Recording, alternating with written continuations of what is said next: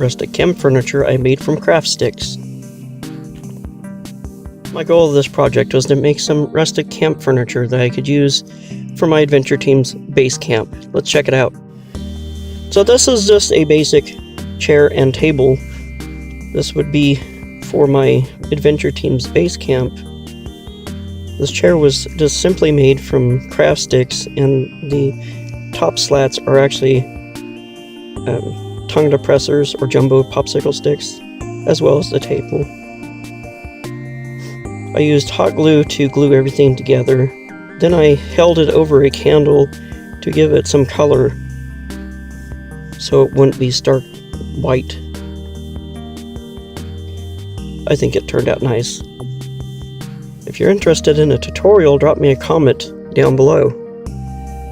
Thanks for watching, and remember to collect, inspire, and create. Hit that like button if you liked it. If you're not subscribed, please consider subscribing. Thank you.